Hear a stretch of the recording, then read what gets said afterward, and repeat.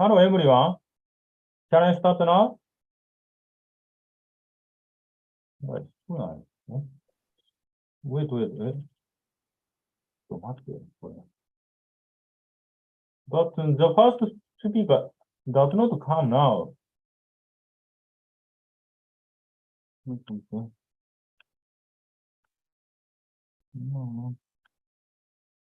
なんだよ、あいつ。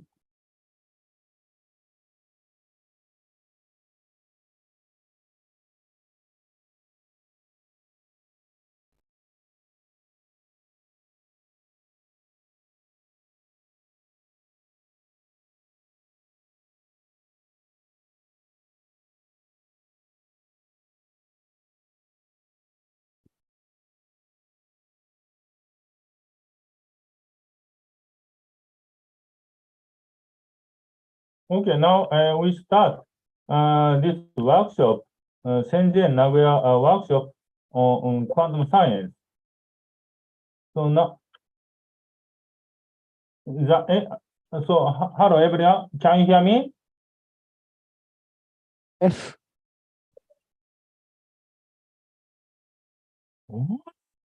Can you hear me? Okay. Wait. I can hear your voice.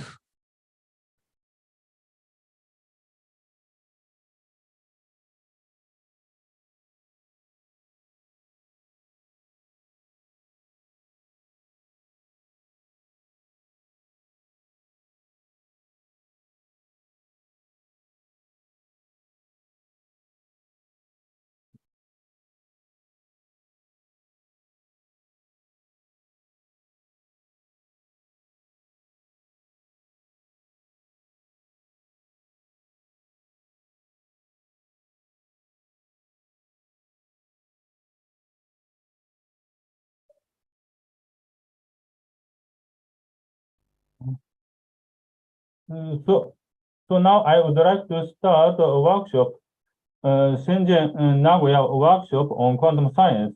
The aim of this workshop is enhancing the collaboration between the quantum researchers in Shenzhen and Nagoya side. Nagoya side is composed on only one university, Nagoya University, mainly graduate school of mathematics and graduate school of informatics. But Shenzhen side, the researchers are distributed to several places. So one is Shenzhen Institute for Quantum Science and Engineering in Southern University of Science and Technology. This one often is abbreviated SUSTEC. And also School of Data Science, the Chinese University of Hong Kong, Shenzhen, and Shenzhen International Quantum Academy. So until this March, I belong to SUSTEC, but in this April, I moved to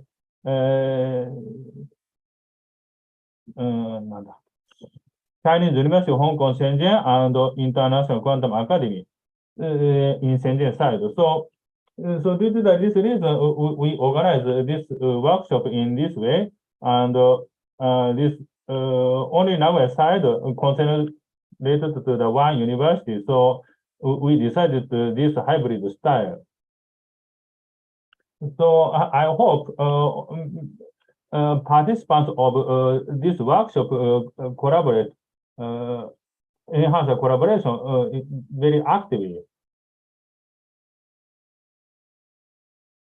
But first speaker does not come, and Nishimura-san, did you already arrive workshop venue? First speaker already. Yeah. So then Hello. Where is it?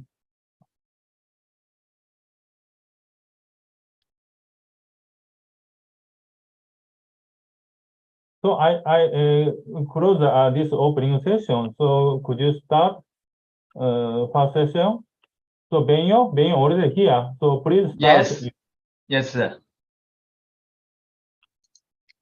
So I have a question. How many participants in that workshop venue? Sorry. No. I'm asking other person, not you, not you. Okay, thank you. So please start. At this time, 1, 2, 3, 4, 5, 6, 7, 8, 9, 10. 10 people coming. 10 people in workshop venue. Oh, okay, that's nice.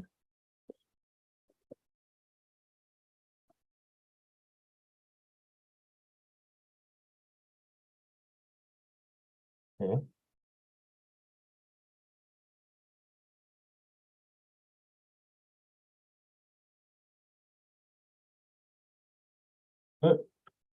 Benio, please start. Okay, sure. So, Can Nishimi-san, please. you can you see my screen? Yeah. Yes. Okay, thank you. Yeah. Thanks for inviting me for the talk. And today I'm going to present what can quantum physics bring to natural language processing. And I'm Benyo Wang from the Chinese University of Hong Kong, Shenzhen. I'm currently an assistant professor. For my education background, I got my PhD degree from the University of Padua last year. And then I became an assistant professor in the Chinese University of Hong Kong, Shenzhen. And during my PhD, I also visited many research institutes, including the University of Copenhagen. I think it's famous for the Copenhagen interpretation, and also the Institute of Theoretical Physics, CAS, called 中科院理论物理所. But my background is totally from computer science. So I got many best paper awards from some respected conferences. And currently, my research interest totally shift to large language models. Especially, we aim to democratize ChatGPT with a lower training cost. For example, the ChatGPT is not accessible in China, so we're gonna to train a cheaper ChatGPT that could have comparable performance with OpenAI ChatGPT. Other parts, we are also working on application parts of large language model. Especially, we developed a medical language model called 华佗 GPT. It's meant for the healthcare. But previously, I worked a lot on the quantum theory for natural language processing. But in some part, we developed some quantum-inspired formulation for natural language processing. And another part is we want to run some natural language processing tasks in real quantum computing devices. The main research will be divided into 3 parts. The first one and the second one, interpretability and efficiency, is mainly for the quantum formulation. And last one, we risk it a little bit to use the quantum computer for natural language processing. So we will first give a brief discussion for the motivation using quantum theory in natural language processing. And secondly, I will go through all of my research work one by one, based on the content list here. The first, why we use the quantum theory or quantum physics for natural language processing. The first, we use many neural network solution for natural language processing. We develop different kind of neural network, for example, convolutional neural network, recurrent one, and many other variants like transformer. But we do not know how it works. What's the meaning for each component in neural networks? What's the meaning of activation? What's the meaning for the neurons? And what meaning of the connection between the 2 neurons? So we want to give a mathematical formulation for every component in the quantum in the neural networks. So we borrow some idea from quantum physics to model the hidden state and some quantum state. Later we will explain how it works.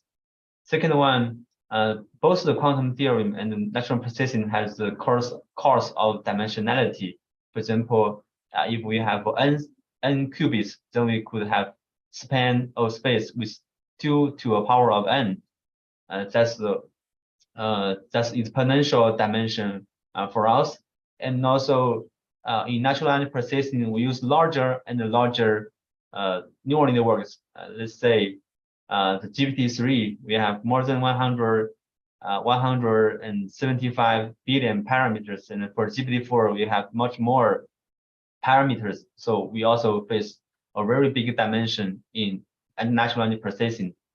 Lastly, currently, probably we have some news, some hints for how OpenAI developed the GPT-4 or GPT-5.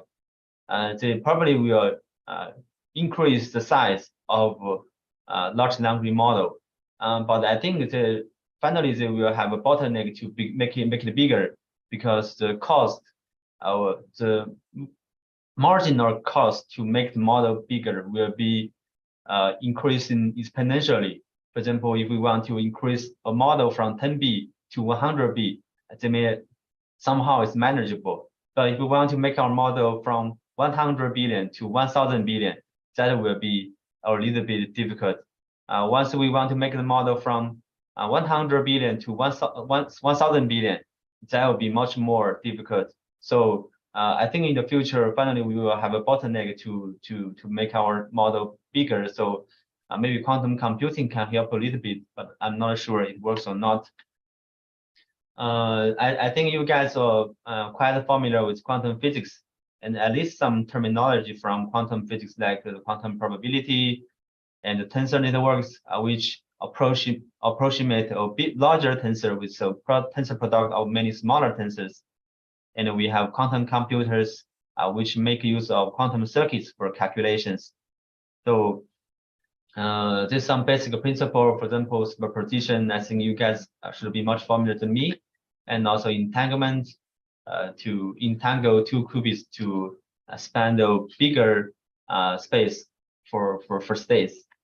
But I want to mention that there are so many guys to using quantum theory outside of physics. For example, quantum computing and also social science and cognition science. In 2013, like 10 years ago, we run one project in Europe Union, and we have two colleagues called Bruce Mayer and also Peter, and they wrote one book called Quantum Models of Cognition and Decision Making, and that book was quite famous in our field, and it mainly used the mathematical formulation of quantum physics to model the human cognition and decision-making process. And in line with this kind of work, we also developed many quantum-inspired neural network in natural language processing. But more earlier work is using the quantum theory for information retrieval. The task of information retrieval is like we have information need, like we have a query. Then we input our query in the search engine. We want to get the document we want to meet our information need. It generates a matching between the user intent, like a query, to a collection of documents. And in the year of 2004, like the early of 2000s, we have many information retrieval models, for example, logical, vector, and probabilistic models. And the quantum theory could formulate the three schools of information retrieval models in a unified framework. So that was a very elegant and beautiful framework to make many concepts to be unified in a single framework. And that work, currently, there's very few people working on that direction. The main reason is that they cannot solve any real world problems.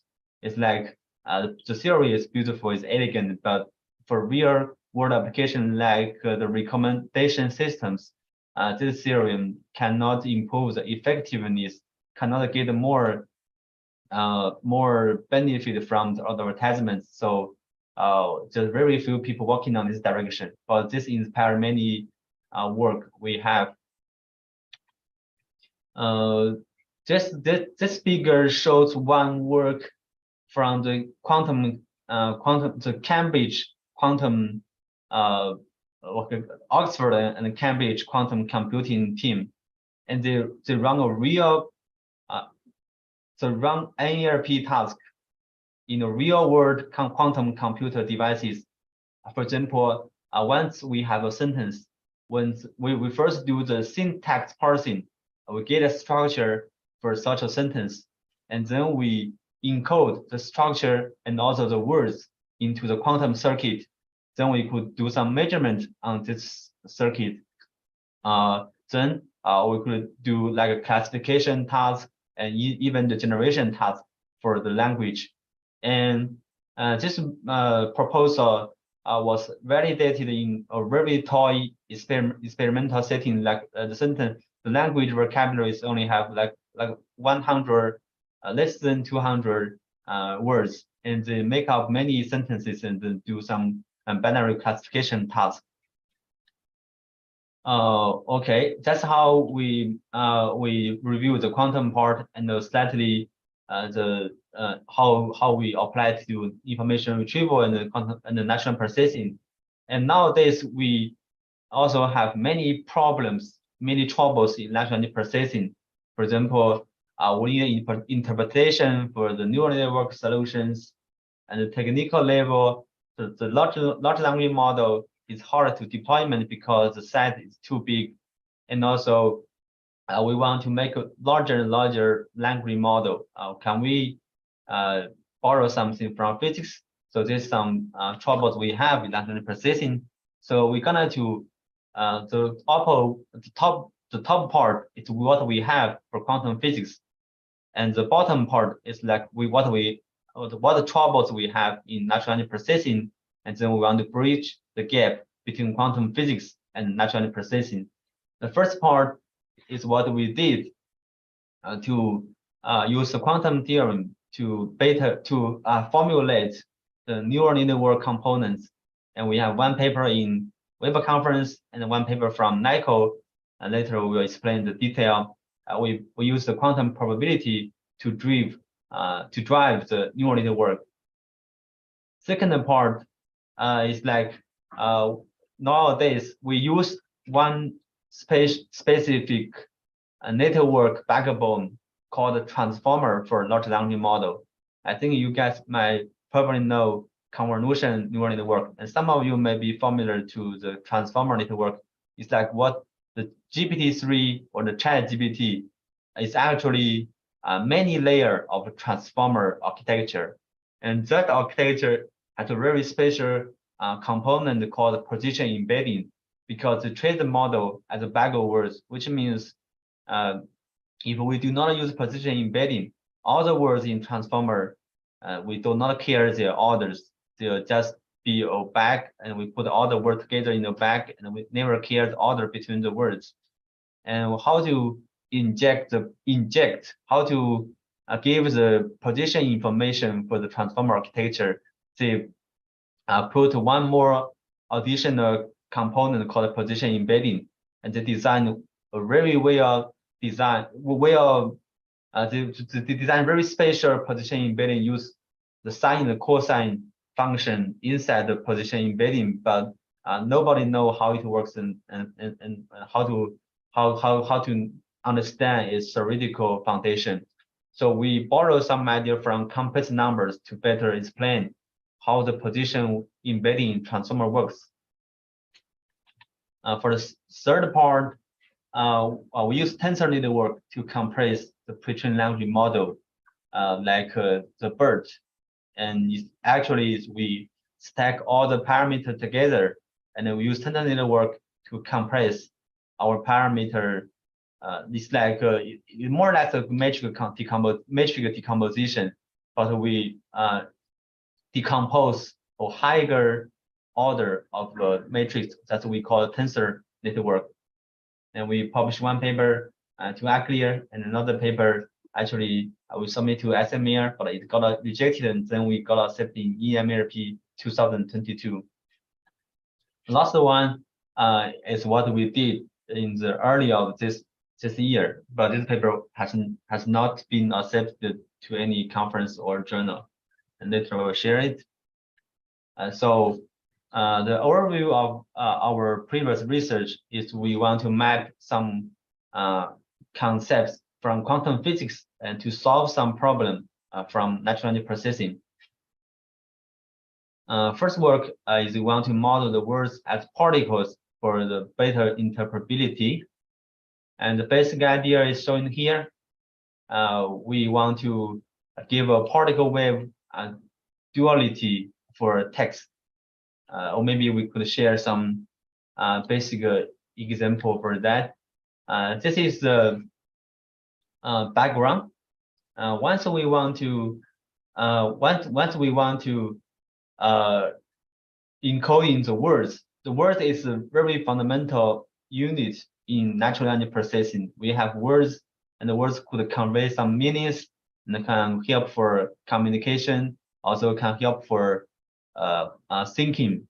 So the most important part of natural language processing is how we represent the word. And to deal with the words in neural network or to deal with any mathematical tools, first we needed to encode the words as vector. And the very early literature, like the information retrieval natural processing, and they do counting for the word representation. For example, we might know the TF-IDF to count the frequency of each word, and we also want to get the importance of each word. Then we multiply the importance and its frequency. We got the TF-IDF to represent the document that consists of many words. It's like, for example, then we have a vocabulary for, let's say, 8 words in a vocabulary, and we have many words showing the left, and we want to represent such a concept. Then we're gonna for each concept, we get 1 hot representation for that. Then we do counting. We have many concepts, and we represent them as one hot representation. Such 1 hot representation is like one specific element is 1 and otherwise zeros. That's what we call 1 hot representation. We could also extend such a 1 hot representation to TF-IDF because for this one we could become a half or 2 based on how important this concept will be and how frequently the concept appears in such a document.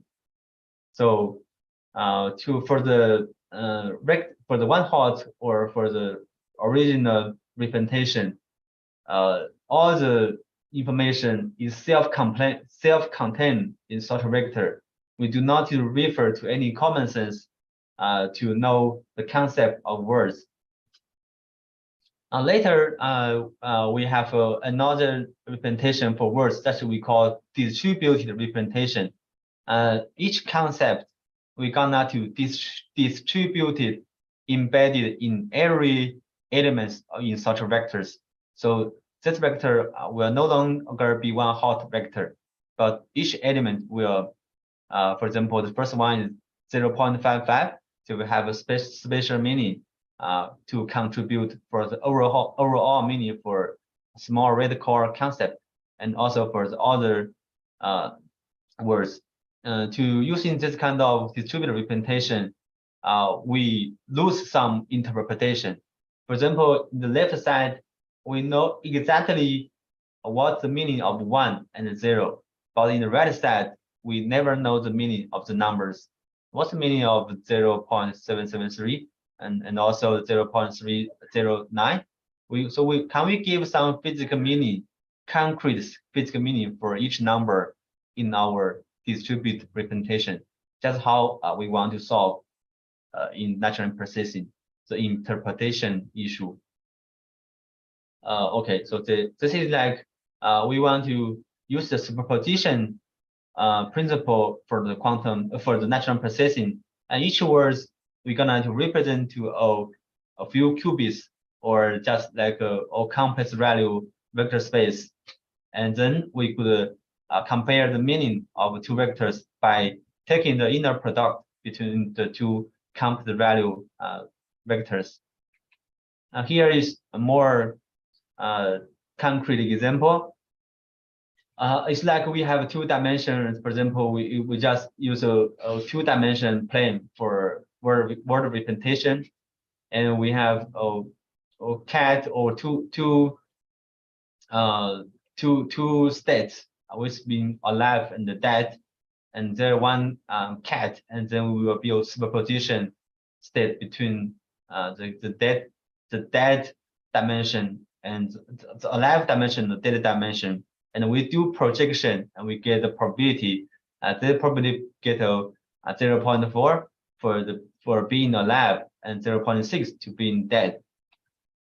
And then if we have many particles, like many cats here, then we get a mixed state, which we represent to a density matrix.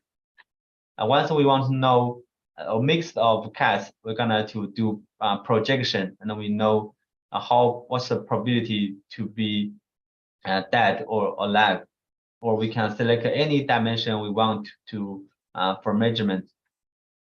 Then we get our formulation for language, and we define the synonymy space, which is the basic base states or basic states for our vector space. The synonymies are defined as the minimal atomic linguistic units, which means we cannot divide the synonym to smaller units. Then for each concept, like a boy and a girl, will be a superposition of many synonyms. And here we do not put any weights for each basic states, but for sure we could learn the weights for each concept. Then for the upper part, we have a few words and put in the bags. And for each word, we have a compass value vector for the word representation. And when we mix many words, we get a density matrix for the word composition. Could be a document, could be a sentence. And then once we want to get some measurement or classification, we just do some projection. So from the quantum point of view, we get a poor states for each word. Then we get a mixed states for each document. And then we get a measurements to learn some high-level feature for given document or sentences. And finally, we get the probability for our classification results. And here's the formulation, and we make it like in every part. For the synonym, we have basic states for that. For words, it became no superposition states. For n-gram sentences or document, it became a mixture system, which is a density matrix. And for the measurement, we do the actually doing the semantic abstraction, and finally we'll get a sentence representation as a probability distribution. Here is how it works in neural networks, and exactly the same I explained in previous 2 slides. The benefit is that once we use the formulation of the quantum probability-driven framework, we could exactly know how the measurement measures. For example, here we have 3 measures, or maybe we define more than 20 measurement direction. And for each measurement direction, we find some specific words that is close to that measurement direction. We could know what's the real direction we are really measure. Here, for example, like the 4th dimension, four measurement direction, we could see some close words like historical and 17th century, which would probably be some time-specific measurement. That's our observation. Second part is how to modeling the words as waves. Probably we in this framework, each word is a particle, and then we want to go to the wave part. Why we should model words from particles to waves? Let's say we have one word called president, but the president could have different contexts. There could be the president of the United States. It could also be the presence of CHK Shenzhen. So even for the single words, if they appears in different contexts, its meaning should be different. This is the first part. And second part is like the time matters. For example, the President of the United States in 2018, it should be Trump, and then later it became to Biden after 2022. So we want to model also the context of the words, which by doing so, one word is not a frozen or fixed vector in our vector space. It could be probability distribution, or it probably to be a wave like we model for particles. The context should be could be related to time or to position, what we have. So we mainly consider two aspects of such a context. First one is the spatially, second temporally. It depends. Spatially is like for this sentence, present is in the third position in here, but for this sentence, present is the second word. So we should care the position of the words appears in such a context. For this temporally is like the present in 2020 and 2018 and 2022. They might be different. So we care the spatial dimension and temporal dimension. Here is our formulation. The amplitude is something we learn from like what we did for word embedding or word vectors, but we model the position or time as a phase. So with the phrase increasing or position or time in phrase increasing, the representation will change over the time for the position. And what's the benefit? So if we use the wave formulation and we concact the real and imaginary part of the embedding, and we get a very interesting formulation for the words. And the R is for typical word representation, and omega 1 to omega 3 would be time or position related component. Once we check what we have in the very famous transformer architecture with the foundation of GPT-3 and ChatGPT, they model the word position, word embedding and position embedding, adding way. So like here, R1 and R5, for example, is the word embedding part, and for the position embedding, they directly add the two embedding together. And once we check our formulation and the transformers, we could see here we do the modification, and in transformers they do the addition. So this could be a fundamental difference. So we define the difference as translation or rotation. So if we define R1 to R3 as the word embedding, and I mean cosine term and the sine term be the position embedding. So what we actually do is we rotate the word embedding to a specific position or time. But for a transformer architecture, it's like they have one for position embedding, one for word embedding, one for position embedding, and then do some translation to change the direction for the final embedding. So this could be a very easy way to explain how the position embedding in transformer works.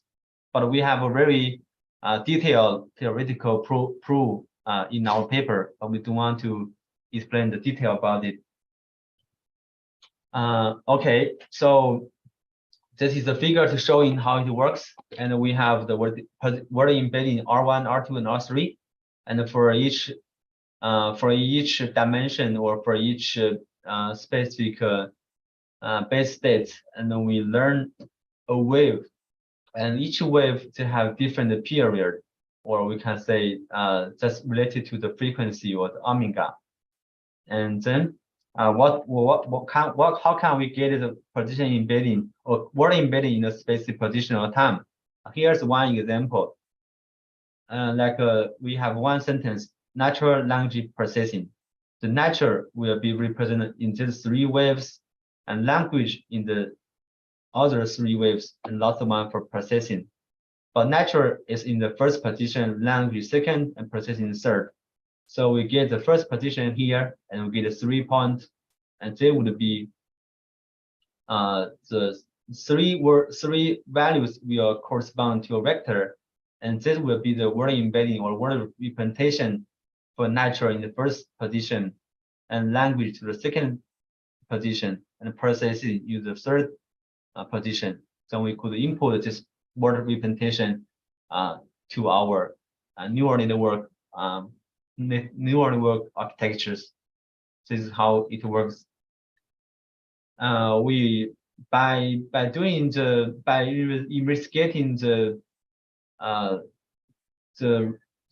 relation between our complex value word embedding modeling the word order as waves, and also the popular position embedding transformer. We also investigate in depth to know more information for the position embedding, and we get one paper accepted in actually 2021, and then we get many insight and takeaway information for using position embeddings. More than the position, we also to extend the wave representation to temporal direction. That's sometimes we call it dynamic word embedding. The one example we mentioned is the president from Trump to Biden, but now we have a very famous example is like the meaning of gay. In 1950s, the gay is the word like happy or pleasant, but now it's more related to bisexual or lesbian or something like that. The word meaning may change over word. How we model such an evolution of word meaning change over time, and then we borrow the same wave representation to model the temporal aspect for words. This paper was got accepted in NeurIPS 2021. Okay, this is the first part for interpretability to explain the physical meaning, concrete physical meaning of neural network components, and also model the order, like the position or the time dimension for words. And now we go to the efficiency part. It's like tensor network, as I mentioned a little bit, that you want to approximate the larger tensor with a tensor product of many smaller tensor. And in natural language processing, the GPT-3 has a parameter like 175 billion. And in the GPT-3, if we concatenate all the parameters together, then we also get a higher dimension tensors. It's like 76 is the layer of GPT-3. For each layer, we have 12 components. Each component is a square matrix. So finally, we get a very big tensor showing here. It's nearly 170 billion parameters. And we reshape or we flatten this first and second dimension.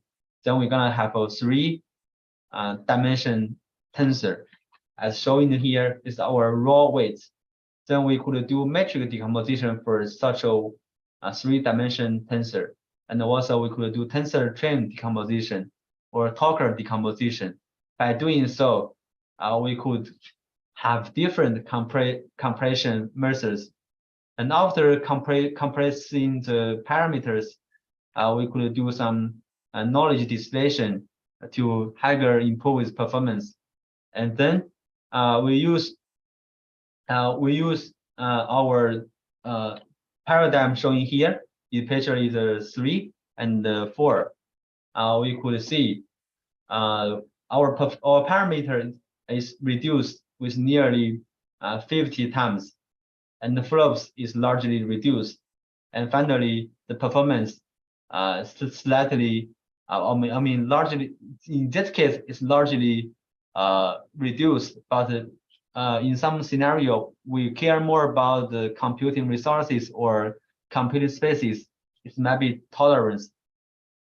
And in some special case, like this one, we make it slightly smaller, but performance is slightly reduced.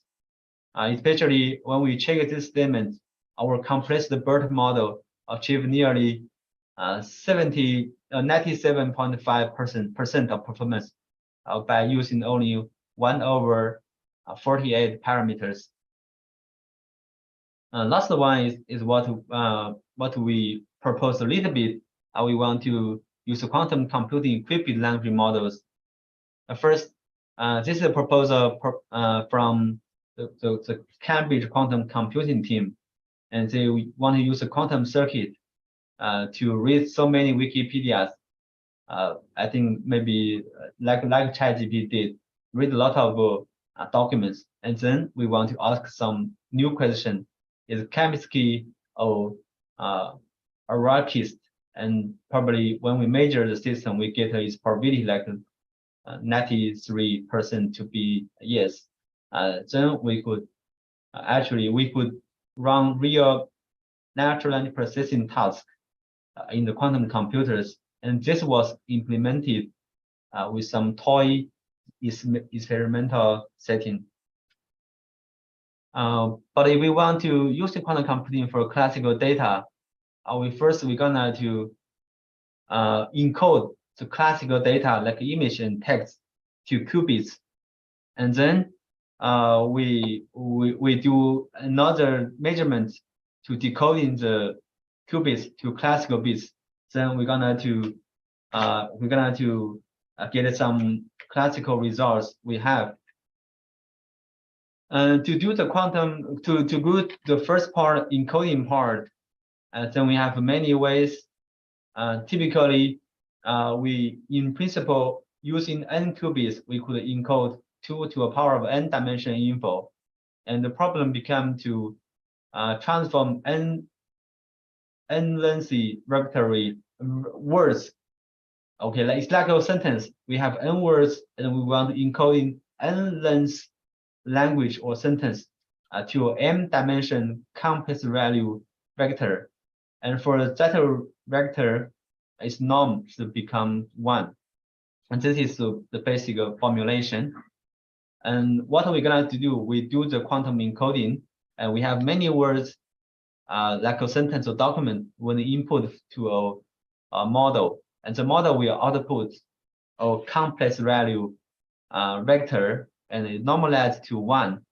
And then after doing so, we could encoding our classical text to qubits, and we do some amplitude encoding, and we could directly transform the classical text tokens to qubits, and then we could deal with the qubits in some quantum circuits.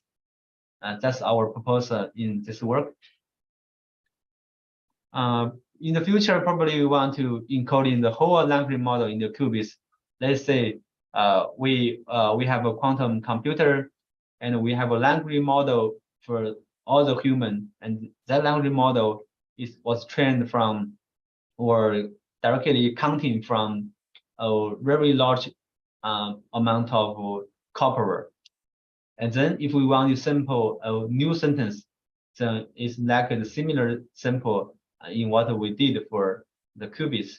Then probably we could get a more efficient sampling way for the modern quantum computers.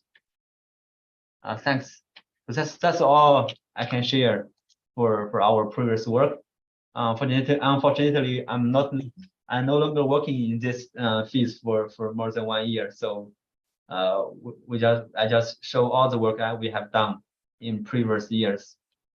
Let me know if you have any questions. Thank you for very nice talk. Do you have any question or comment? Offline, online? If online people have, please speak directly.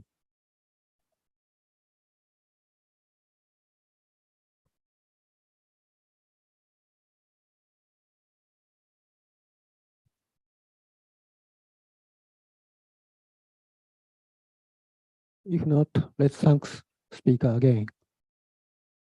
Okay, thank you. Wait. So I have one question. So Please. you consider some embedding from classical information to quantum information. You consider how did you consider normalization? So quantum state, pure state described by complex vector, but so could you explain how to convert classical data to quantum state? Yes. Okay. The problem is defined as here. We have a vocabulary So this space. kind of quite strange. What is FABC? ABC. That's true. ABC is like 3 words. Let's say natural language processing. And for this mapping, we want to mapping such a sentence with ABC letters to a vector. The vector is a complex vector with m direction, and we want to such a vector to be normalized. So this is our formulation. This is normalization. You forget one. I mean, this is our formulation. We want to convert one sentence This is not to normal. a normalized Usually, complex value vector. this is norm of vector. ABC could be a No. I'm asking that sorry. your notation. This is norm notation. Norm. FABC and bracket and somehow bar and two. Okay, let's say maybe it could be much easier. F is a function. It's a mapping from n words sentence to a m dimension complex vector. And now this is our input is 3 characters ABC, and actually 1 instance of v to the power of n. Then we want to map in this sentence to a vector. And then this additional constraint is we want to this make notation this quite vector. strange. Second one. This is norm. Truly norm. Let's say maybe like this could be okay. Sorry. I think it maybe could be better if you like this formulation. This is square norm.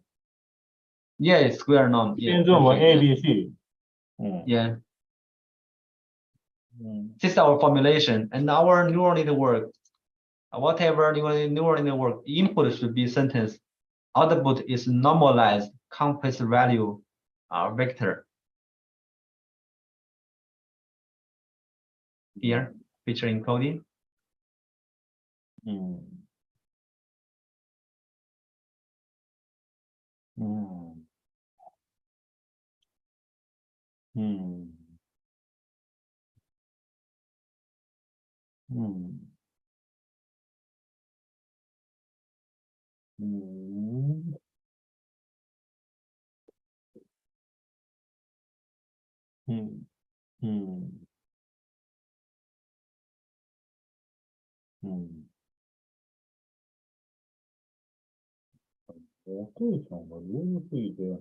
And also, I have another question. You mentioned that tensor network. Yes. But in the quantum information, we often use tensor network, but your meaning of tensor network is different from tensor network in quantum information. So I think the tensor network is like in our slash showing here, it's like we use some smaller tensor, the product of many smaller tensor to approximate a bigger tensor.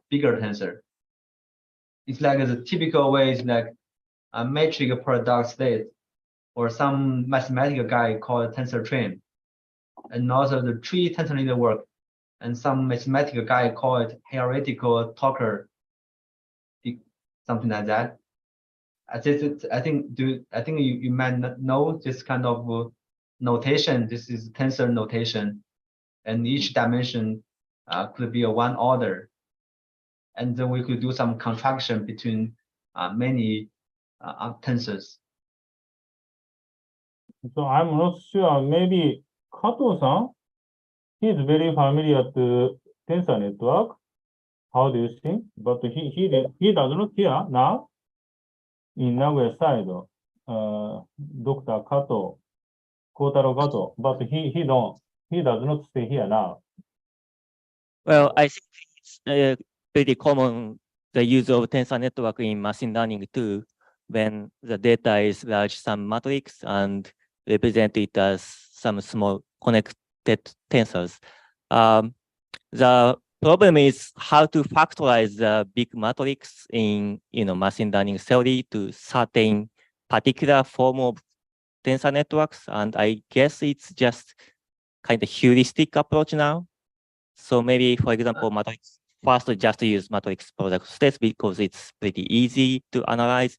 Then if it's not work, then go to next next structure. Okay. So I mean, your point, like how can we determine the structure of tensor network and how we do the decomposition or something like that?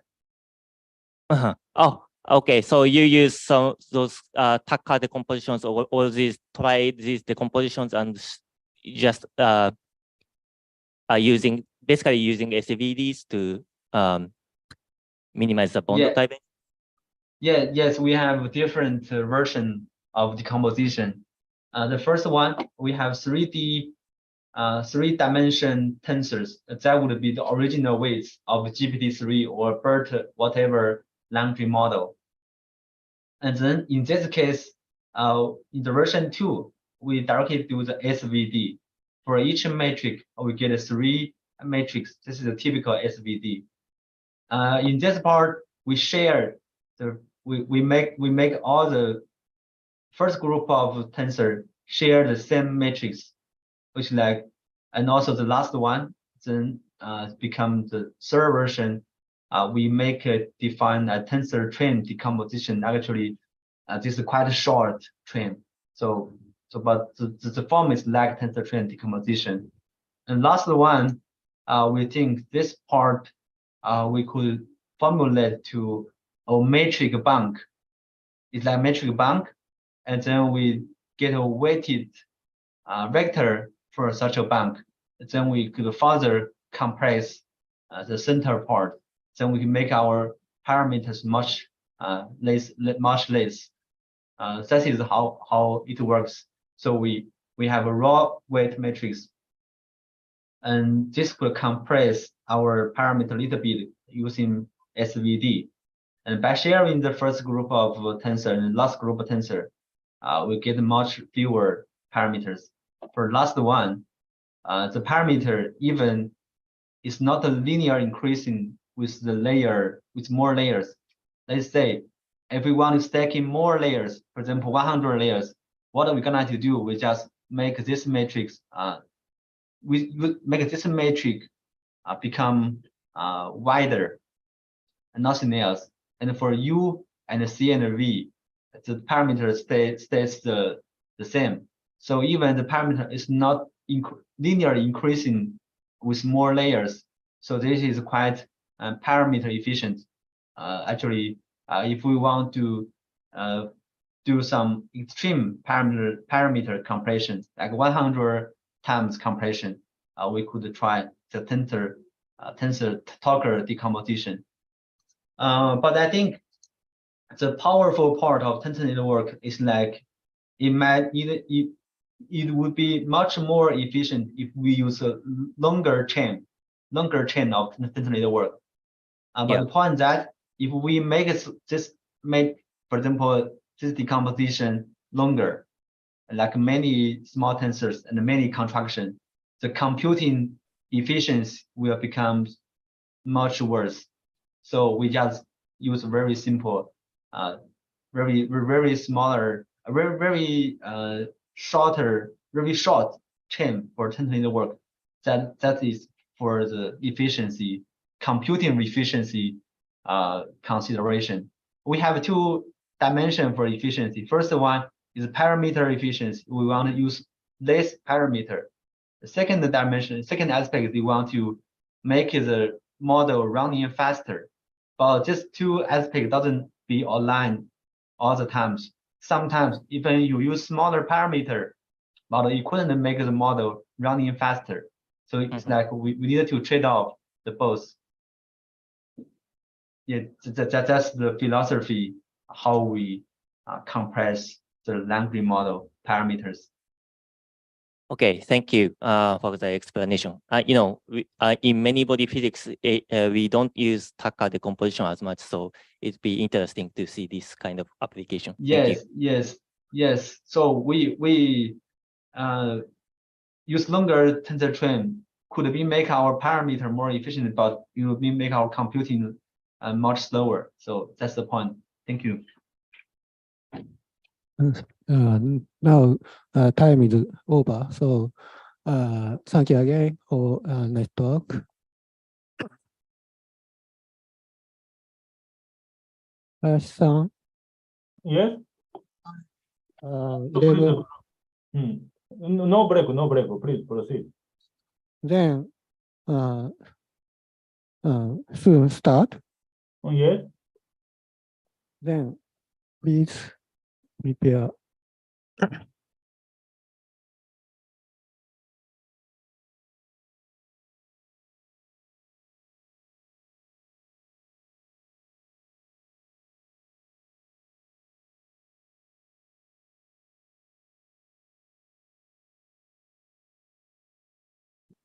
Okay.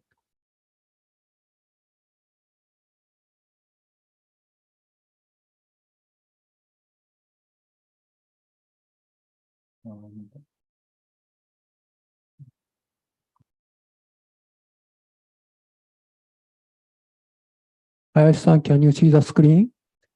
Yes, okay, no problem. Can you hear me? Yes. I might also try to enable camera. I just need to find the. Then second speaker is Anshis Rosmanis. Please start. Okay. Yeah, so I'll talk today about my somewhat recent research on quantum search with noisy oracle. So I did this work about 2 or 3 months ago. I hope it will be on archive soon, but I'm making that promise already for 2 or 3 months. Okay, so briefly speaking, my talk will be divided in 2 parts. The first one is about background and results, and the second one will be about proof techniques. And since I'll talk about search, there's a lot of background. So quantum search is one of the most studied, if not the most studied problems in quantum computing. And it can be formalized in many ways. And I like to think about it in the oracular setting. So here we have we are given an oracle access to a binary valued function f, and we want to find x such that f of x is equal 1. And we call this inputs x indices sometimes, and we say that index is marked if function evaluates to 1 on that index. And a very informal diagram of how a search algorithm or any query algorithm for that matter would look like is that we have some algorithm which initially don't know anything about the function f, and then it can call oracle to evaluate the function, and after a certain number of oracle calls, also known as queries, it has to return the result. And in case of search, the result should be a marked index. And so in quantum computing, we want the computation to be reversible in general. So we model the oracle as the following: unitary, so it has 2 inputs. The first one contains index x, which we use log n qubits to encode, and the second one is just some bit. And then what the oracle does, it still returns this index x, and it flips the bit if and only if x is marked for this function f. And in quantum computing, of course, as it's commonly the case, we can call this thing in superposition. Okay, so what is known about search? Well, classically, we know that we need a linear number of queries, and quantumly, we have Grover's algorithm, so we need only square root of n queries asymptotically, and we know that this is optimal. And now the question that I want to ask and is, well, what happens if there's noise? And so, quantum search being this very important problem, actually many versions of this question about noise have been already studied previously. And they can be categorized in many ways, so I'll just briefly mention some of the categories. So one of the categories would be that what if the quantum search algorithm itself, so we have is affected by noise? So we have some unitary gates, say from some general gate set, and what if they are noisy? And this version has been studied, and in many works. Here are just some, but this is not going to be the noise that I can care about. I'll care about the case when the oracle is noisy. And here we have some subcategories that I can talk about. So one is when we think of the oracle, well, not necessarily in this case, we might think of it not as noisy, but as imprecise. So we can think of oracle as implementing some subroutine, but it doesn't compute function perfectly. It computes it with some error. But we still have, we can think of here as oracles being as a white box, so we fully know its description. We can run it in reverse. And in this case, it's been known that, growers speedups survive, and we don't even acquire logarithmic factors as we would do classically. Once again, this is not what I care about in my work. So yeah, here are some previous results. So now let's now consider the scenario where the oracle is noisy, but it is not necessarily not unitary noise anymore. But we still run Grover's algorithm. So here are some works which have studied what happens if we run Grover's algorithm, but the oracle is noisy. And generally, news are not good. That generally quadratic speedups don't survive if oracle is noisy. But this, I mean, we know that Grover's algorithm is optimal in noiseless case, but that does not imply that for noisy case there couldn't be some better algorithm. So if you want to prove lower bounds, it doesn't suffice that we show that Grover's algorithm doesn't work. We need to show that any algorithm, no algorithm works. And there's a little bit, so this is this more general setting where instead of Grover's algorithm, we allow any search algorithm. And there has been some studies for only a very specific type of noise, which I'll mention a bit later. So there's two studies that I want to mention. One is by Regev and Schiff for discrete time model, and later Teme showed a very similar result for continuous time model. So today I'll talk about discrete time quantum computing. So I'll talk more about the work by Regev and Schiff. And this, in some sense, is the closest to what is the problem that I will consider. So let me just mention what is the noise considered by Regev and Schiff. So for their noise, so for every oracle call independently, with probability 1 minus p, everything works fine. So the oracle queries, the algorithm queries the oracle, and the oracle returns the correct, it performs the correct transformation and gives back the result. However, with probability p, oracle is negligent, meaning that it forgets to do what it's supposed to, and simply just sends back the, what it got back to the algorithm. And so what Regev and Schiff showed was that for constant p, if we have this kind of noisy oracle, we need a linear number of queries. And there is a very important part which led them to show this result, is that, well, search in some sense is very similar to evaluating OR function. And if you think for OR function, when the input is all zeros, so f of x is 0 everywhere, in that case, the oracle, like performing the correct oracle operation and doing nothing is actually the same operation. And that means that the computation, even though we have this probabilistic process, we have both things that happen probabilistically are actually the same thing. So the computation stays pure overall, and so we have this, if the input is all function which evaluates 0 everywhere, then the computation remains in pure state, and in some sense we can use this state as some kind of like measuring rod against which we measure progress for other functions. Okay, so now I can finally mention what is the problem what is the noise model that I care about? So the noise model that I care about is where, again, with probability 1 minus p, everything works fine. But with probability p, when the algorithm queries the oracle completely destroys those registers that it receives, meaning it substitutes it by completely maximally mixed state.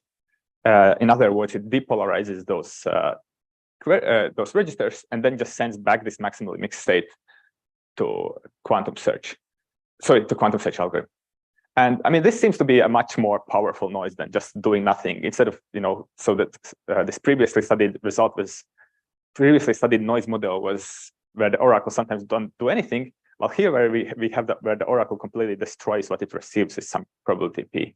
However, because now the computation necessary becomes mixed, actually the previous proof techniques didn't work. So, what are the previous results for this thing? Well, there actually are no whatsoever, up to the best of my knowledge, unless p is so small that we can hope to finish Grover's algorithm even before the error occurs once. Because if p is that small, then we can just run Grover's algorithm and hopefully everything will be fine.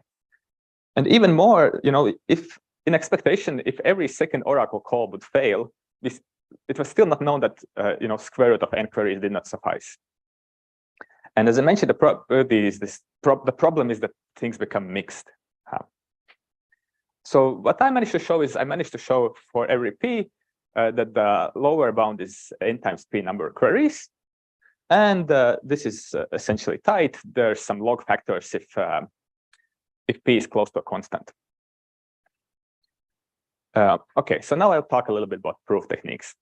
So first of all, instead of depolarizing noise, I'll actually consider dephasing noise, which is very similar. It's a bit more natural. It fits more naturally to the proof technique that I consider. And there's only one small trick that we have to do additionally to show it for depolarizing noises. So for what is the dephasing noise? So again, with probability 1 minus p, everything works fine. But with probability p, when algorithm queries the oracle measures the index register in the computational basis. And then after measuring it in computational basis, it evaluates the oracle and gives the result back to algorithm. So essentially, what this error means is that it collapses. If you try to query oracle with superposition, it collapses to one input and evaluates only in that one input. So in some sense, this is classical oracle. Like we can think of this error happening as oracle being essentially classical, meaning that it collapses superposition queries. And so we can think of these two things as two types of oracles. The top one is a quantum oracle, and we can think of the bottom one as a classical oracle. And actually, last year, there were two works, one by me and one by Hamoudi, Liu, and Sinte, which studied hybrid algorithms. They're algorithms that can access both classical and quantum oracles. So the difference between my current work and those works is that for hybrid algorithms, you can choose when you want to access oracle classically, when you want to access the quantum oracle. While here, essentially, every oracle call becomes classical with probability p. And for my current proof for today's talk, actually, the techniques follow much closely to the work by Hamoudi and others. Okay, so if we want to talk about lower bounds, so it's good to formalize the model that we consider. So this is a generic search algorithm. So it starts with any, it starts with some state which is independent from function f, and without loss of generality, it's all zeros. And then the computation alternates between unitaries ui and oracle calls to the function. And these unitaries are independent of the function, and they are essentially, when we try to design the algorithm, these unitaries are what we can create as designers of the algorithms. And here I also allow arbitrary ancilla, which is not given to oracle. And in particular, when we'll think of this oracle calls as being noisy, this ancilla is not affected by noise. So if we want something to be safe in memory throughout the computation, we can just put it in ancilla. And for lower bounds, we essentially consider the scenario where there's only one marked element. So for every z from 1 to n, let's denote by fz, the function where only z is the marked element. And so when proving the lower bound, what we will essentially do is we will prove that it is hard for uniformly randomly chosen fz to find this value z. Okay, so now, I mean, just by saying that we choose, for lower bound, we essentially consider a randomly chosen fz, we introduce some randomness. But as I mentioned, for Regev and Schiff's proof, it's actually easier to work with pure states. So there's this way how we can purify, in some sense, this random choice of fz. And for that, we introduce another register, which is common in many lower bound techniques in quantum computing. And we can think of this other register to contain a complete information of this function f. So we will call it truth table register. And this register is not accessible to the algorithm. But so this register controls how the oracle evaluates the function f. And so, since we are interested in n different values of this function, then we can think of this whole circuit as some larger unitary. Or we can, just denote it using this circuit.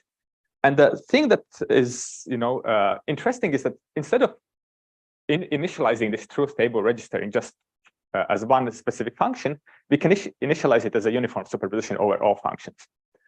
And from the algorithm point of view, this is indistinguishable from a uniformly random function. Because the algorithm doesn't have access to this register, and also this register never changes in the computational basis. So if we measure it, we always get a uniform superposition over functions. Okay, so we essentially have purified this random choice of functions. So next, well, let's consider noise. So what was our noise is that with probability for every oracle call, with probability p, we measure this index. We measure the index register in the computational basis.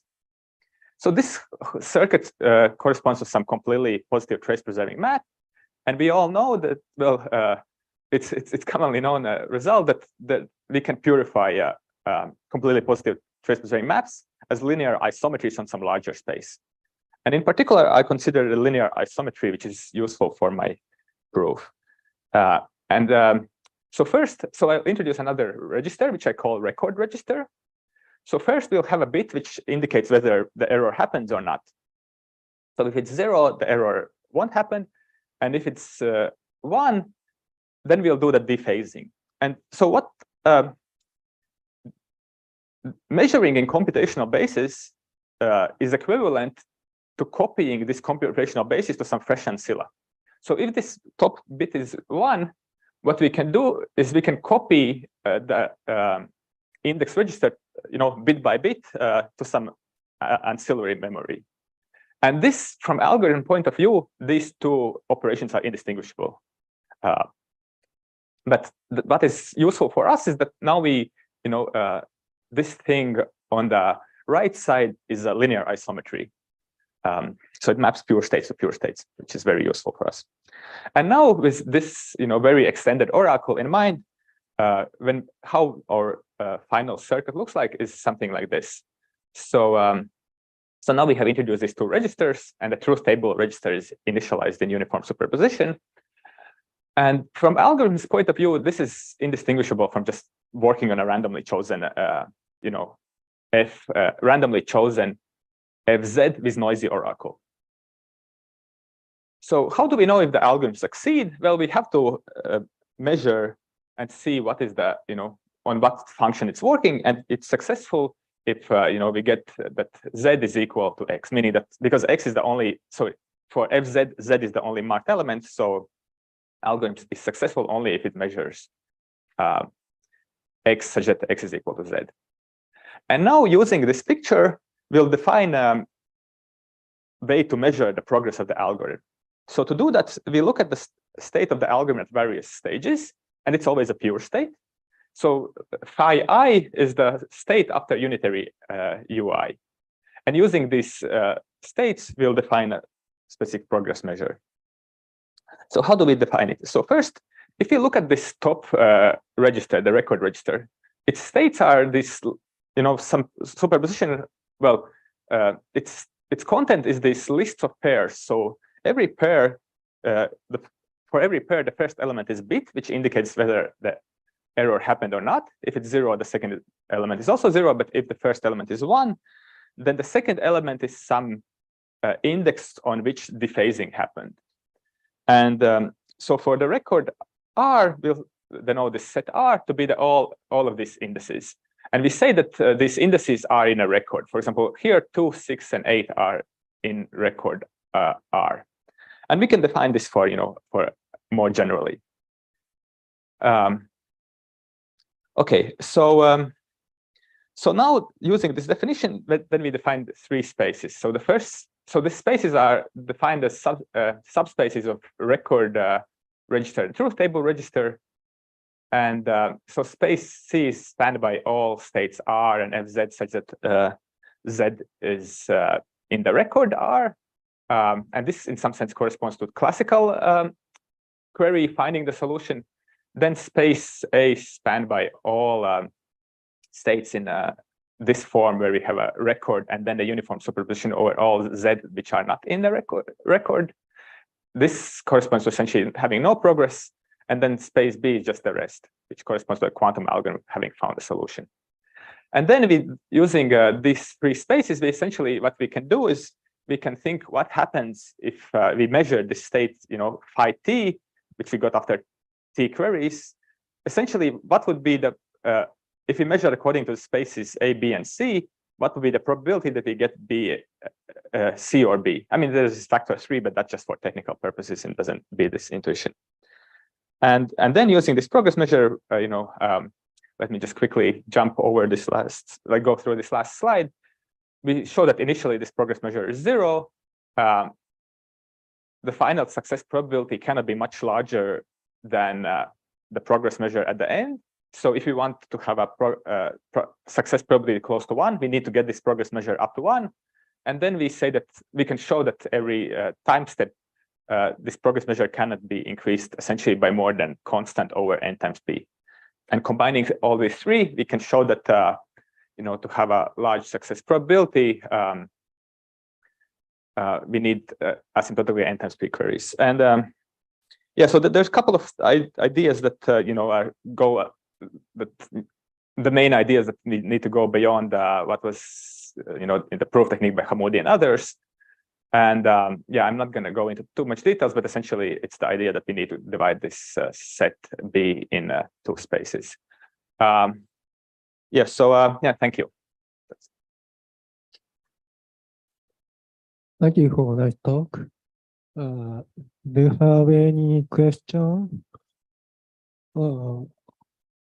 If you have a question online, please speak directly.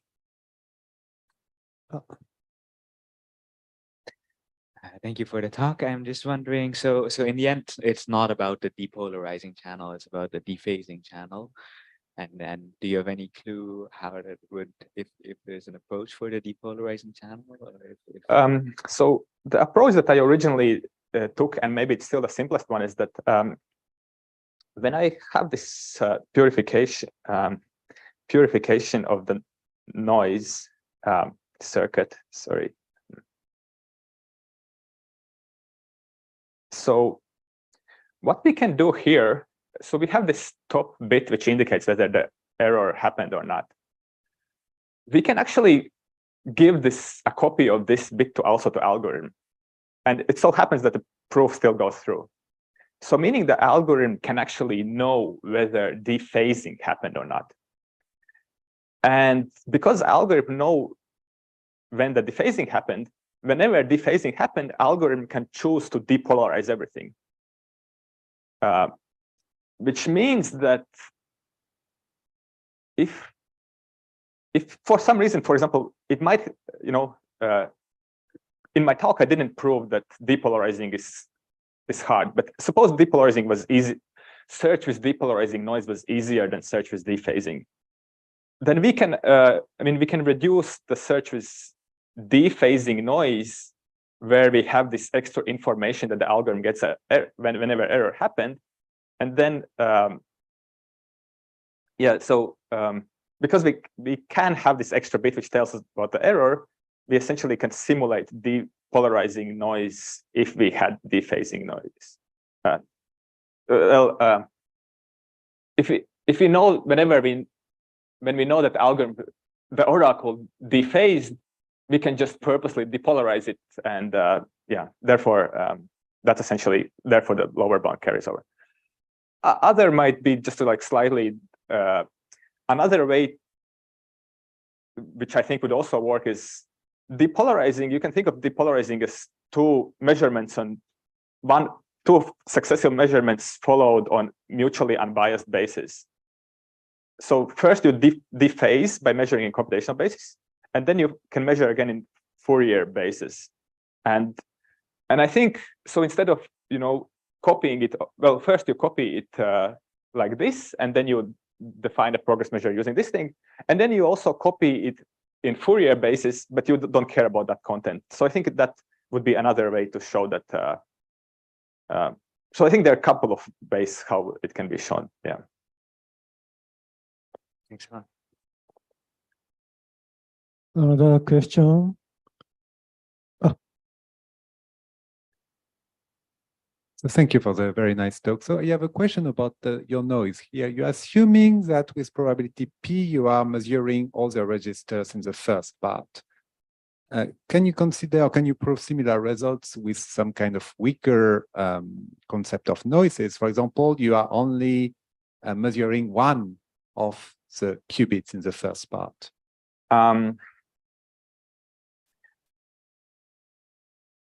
I don't know how to prove if we just measure one qubit of the first part.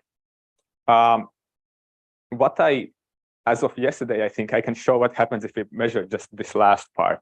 I used to think that I have a bound NP squared, but actually the same bound NP, I had an error previously in my upper bound.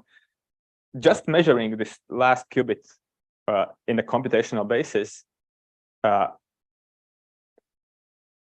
before and independently before and after oracle call,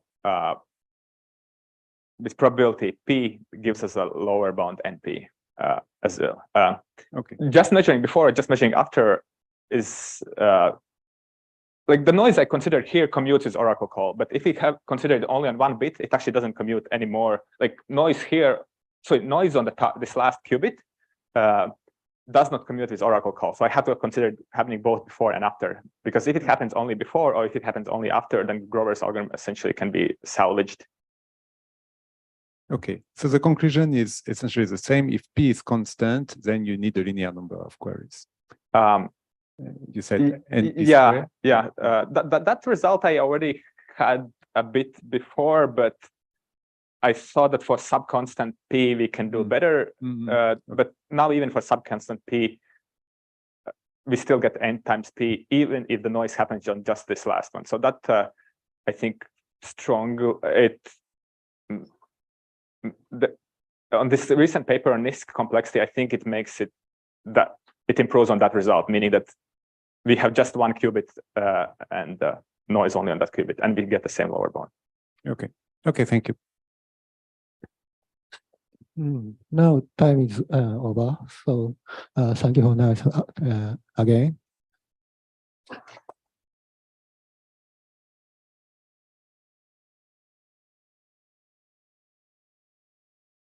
Then third speaker.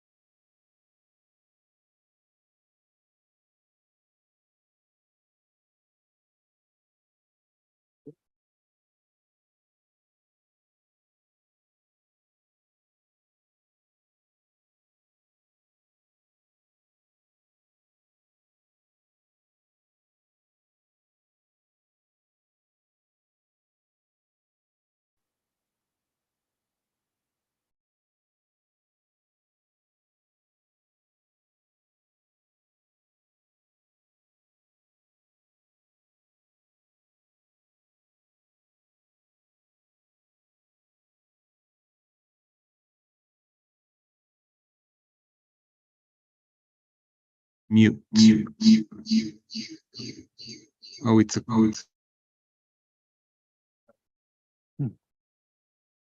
Now the time is start. The third speaker is Professor Salgar. Please start.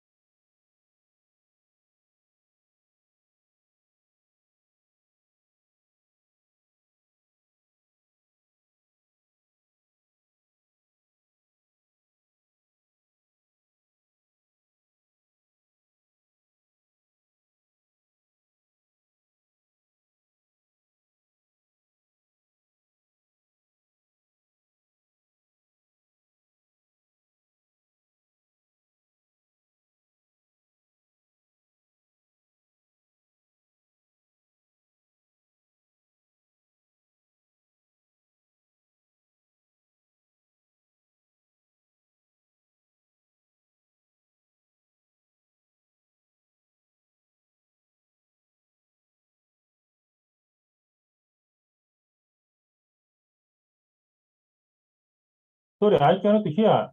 I cannot hear.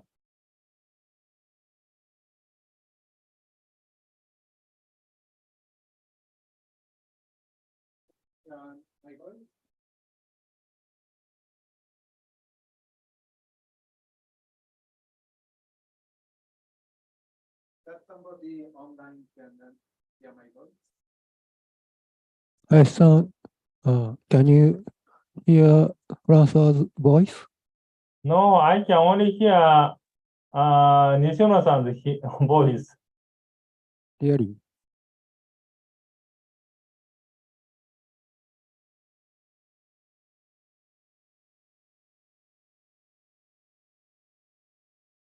No, okay. Is it better now? Probably the mic here was not on. How about? Is it better now? Can you? Better now. Okay, okay. Now, okay. Yes, it was a problem with my mic. Okay, so as I wanted to, in this slide, I wanted to explain the main motivation and for this talk, which is quantum advantage in quantum chemistry. So as I just said, quantum algorithms for quantum chemistry is considered a killer application of quantum computers. So the idea is you start with a chemical system, you encode it as a quantum system, and you try to simulate its evolution on a quantum computer. And from in a slightly more formal description, this is modelized by the ground state energy estimation problem. So given a Hamiltonian H, we want to compute its ground state energy that I denote lambda 0h up to some accuracy delta. And if you don't know the physical terms here, so Hamiltonian simply means some Hermitian matrix. Okay, and ground state energy means the smallest eigenvalue. So you can consider this problem as a problem about linear algebra. You can completely forget about physics and chemistry and think of this about the problem of linear algebra. I give you an Hermitian matrix and ask you to find a good estimation of the smallest eigenvalue of this Hermitian matrix. And so for a long time, it has been suggested or believed that quantum computer can really do much better than classical computer for this task. And there is a recent paper that appeared on the arXiv last year and now published in Nature Communications that really states this very clearly and calls this the exponential quantum advantage hypothesis. I'd say that for a large set of chemistry problems, this problem, the ground state energy estimation problem, can be solved exponentially faster with a quantum computer. Okay, so this is an hypothesis. And in this work, we really want to find theoretical foundations. Ideally, we would like to prove this hypothesis, but at least we would like to give a more fundamental theoretical grounds for the validity of this hypothesis. Okay, so let me explain a little bit more formally this problem. Okay, so before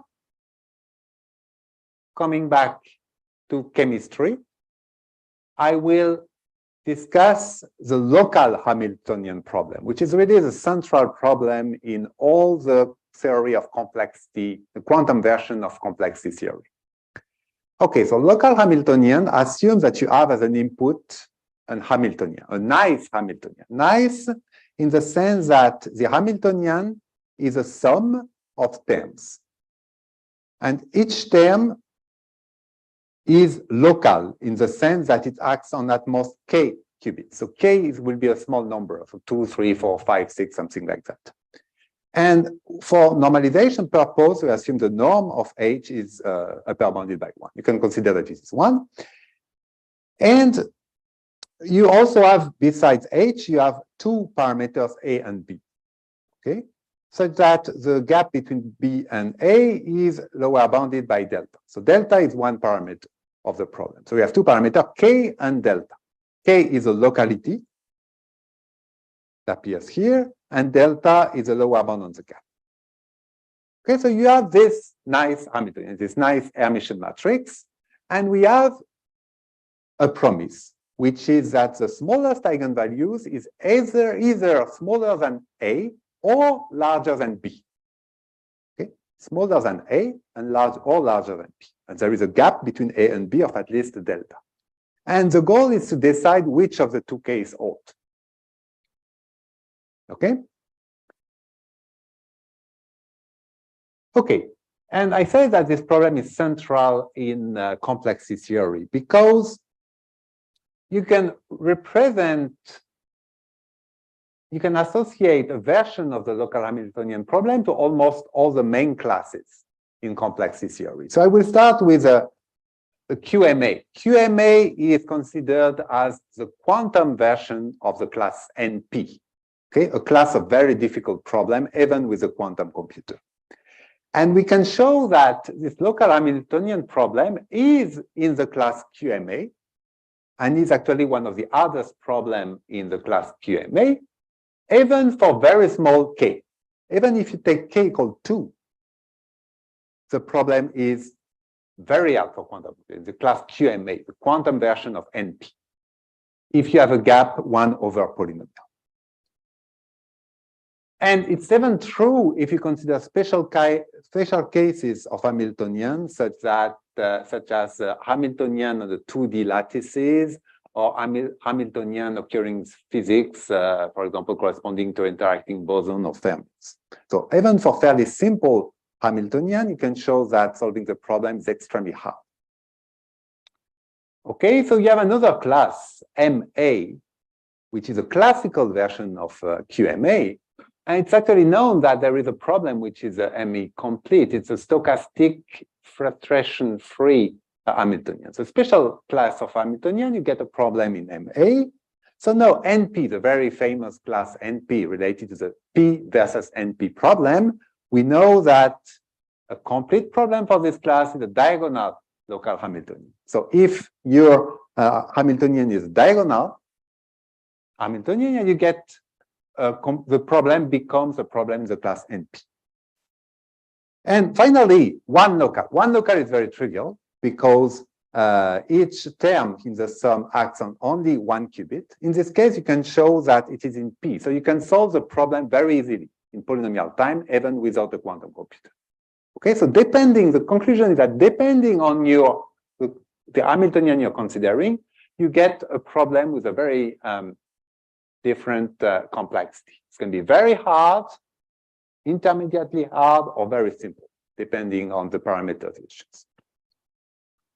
Okay, and what we want to do in this talk, we want to find a variant of that problem that is in the class BQP here.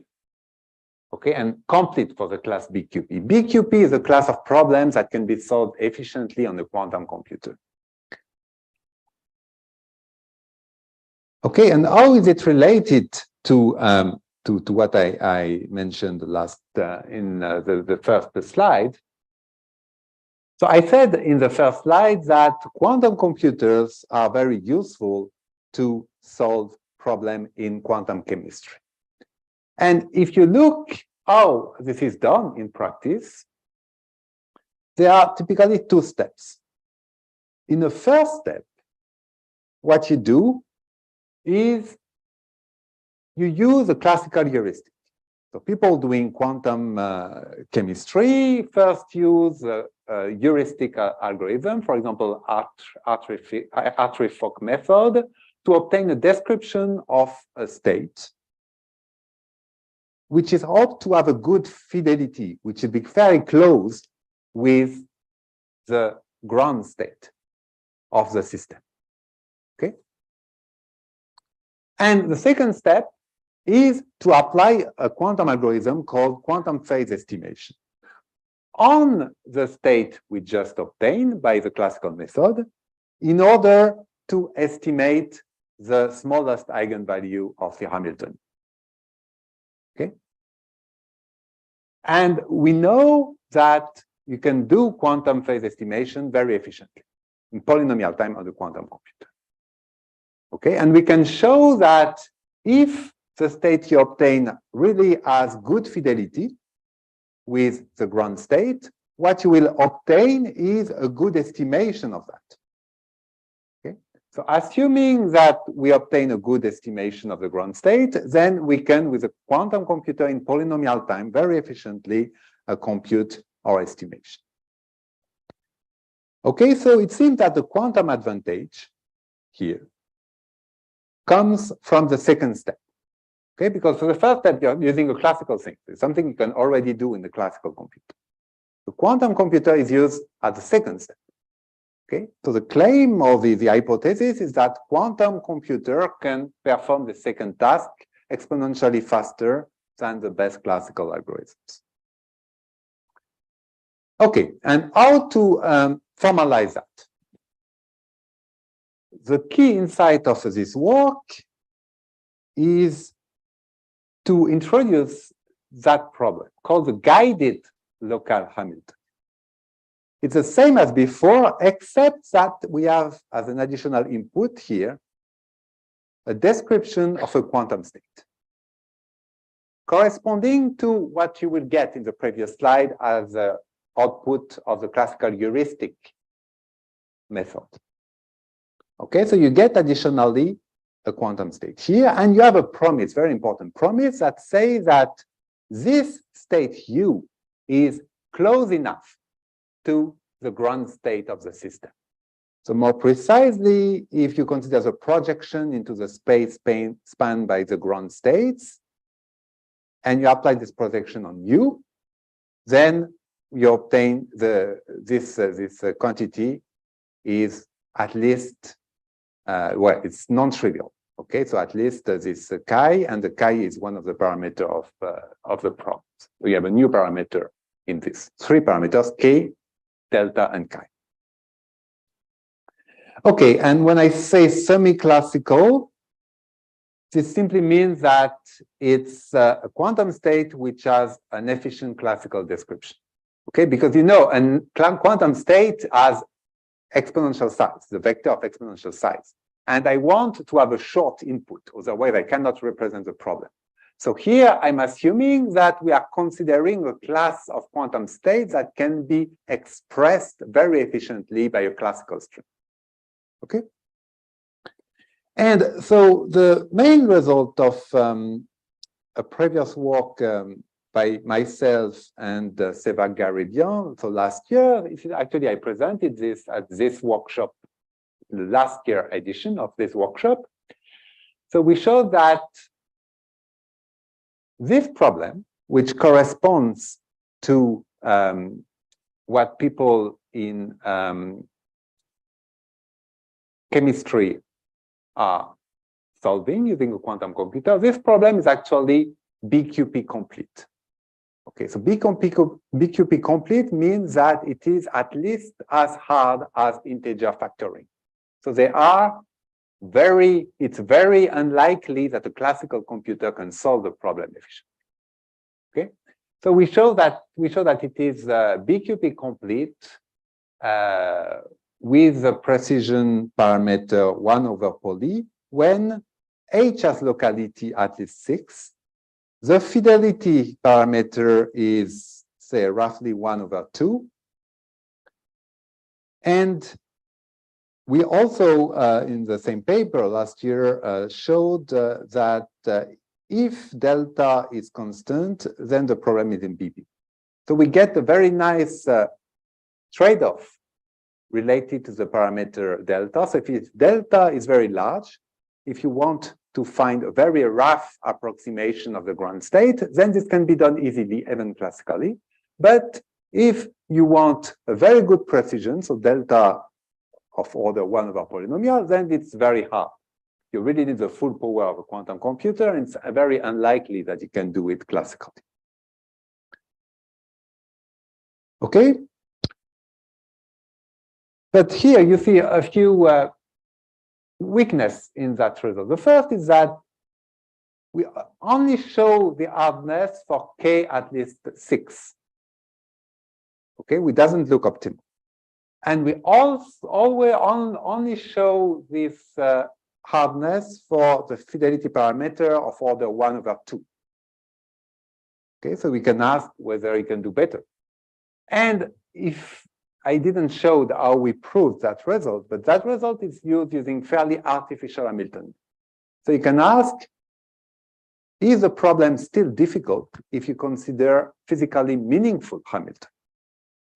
And in the new work I would like to present today, we solve these 3 problems. So we show that we have hardness, BQP hardness, BQP completeness, even for k equal 2, which is optimal. Because if k is equal to 1, then we know that the problem can be solved very efficiently, even classically.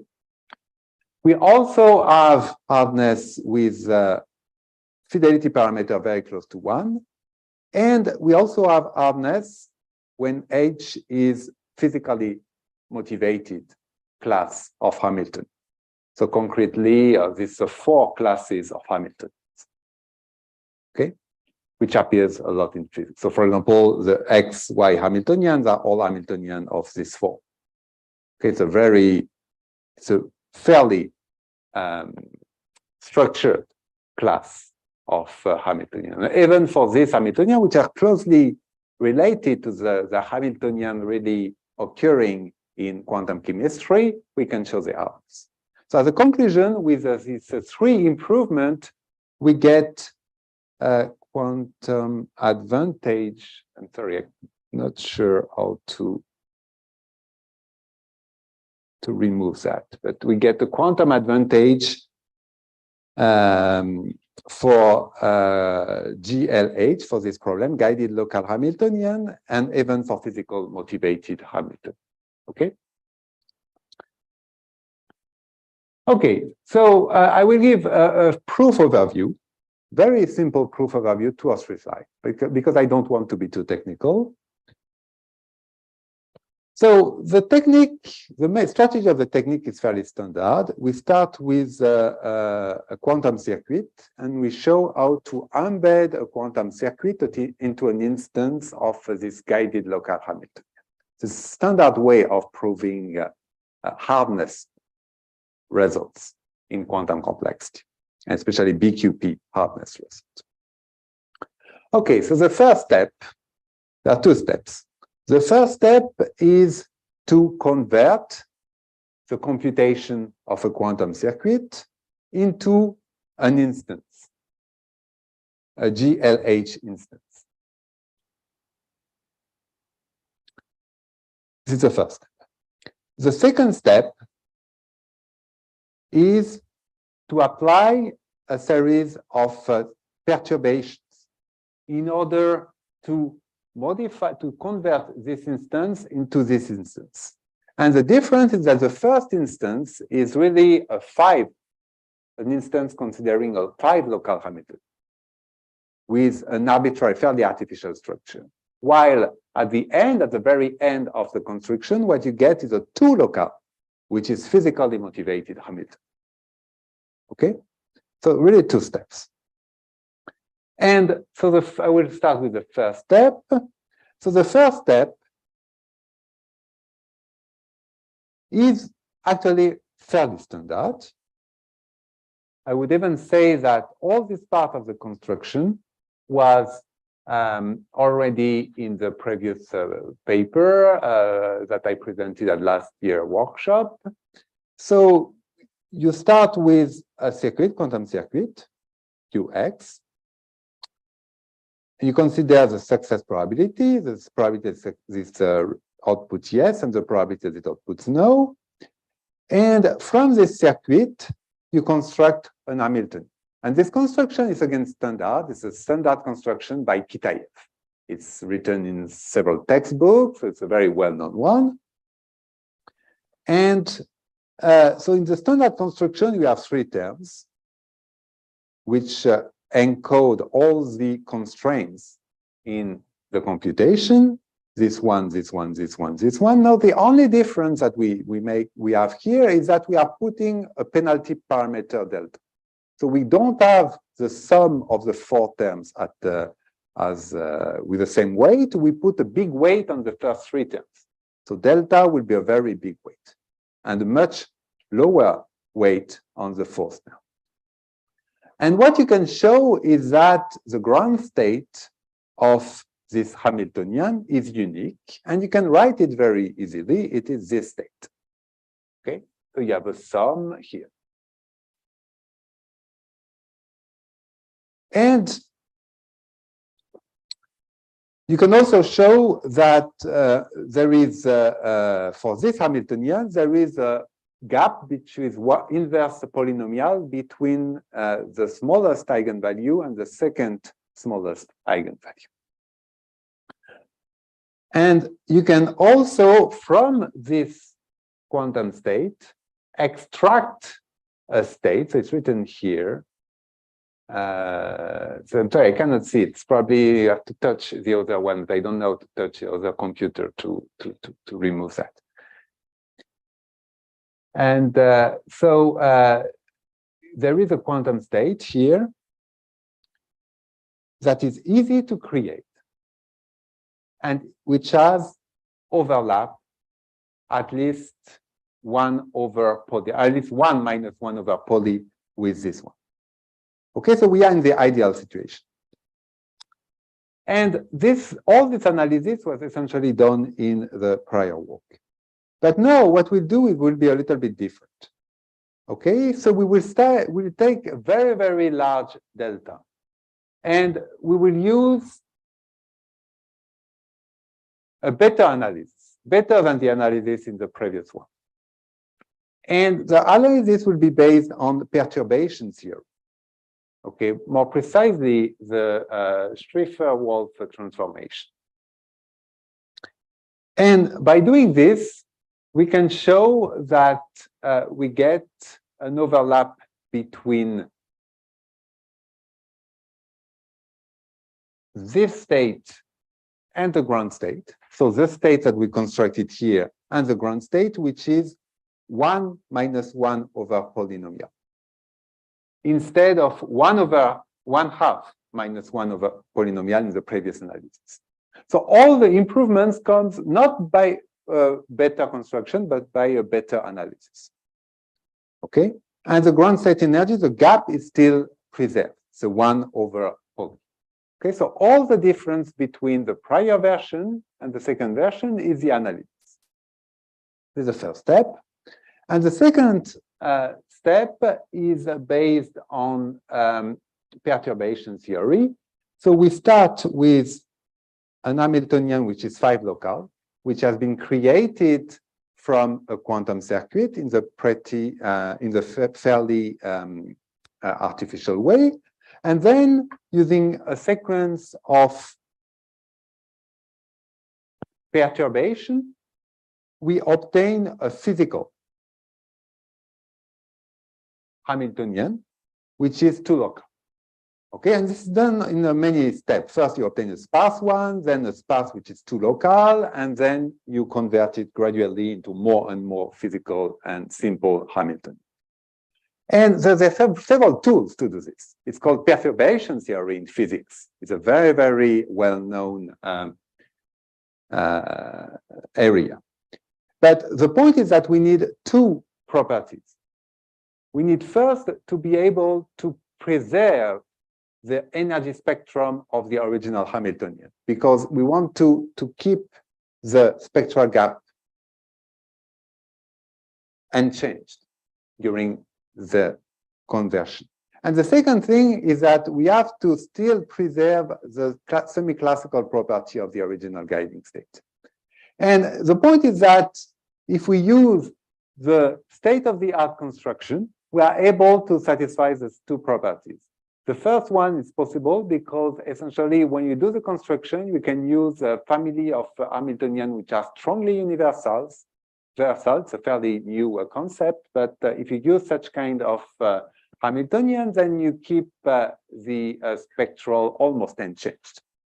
And for the second one, you have to look carefully about what's happened to the ground state when you do the perturbation, but you can show that actually it still preserves the property of being semi-classical.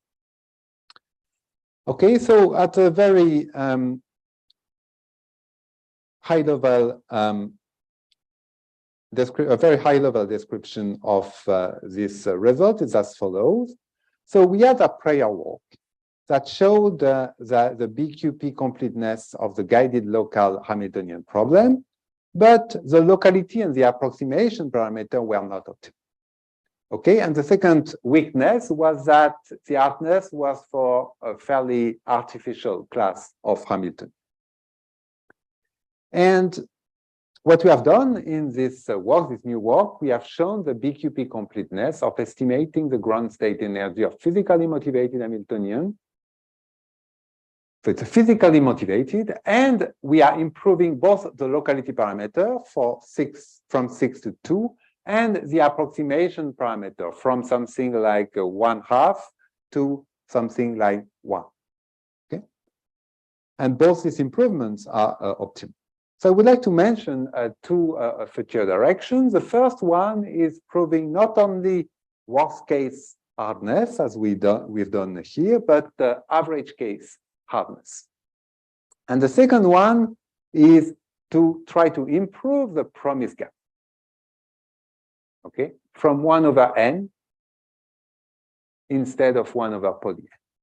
And I will explain more carefully this in the next slide, because it's actually very related to the quantum PCP conjecture. And the quantum PCP conjecture is one of the most important conjectures in quantum complexity theory. It's also one of my favorite conjectures. So I will spend the remaining of 10 minutes, maybe 5 minutes, I will spend discussing this quantum PCP conjecture.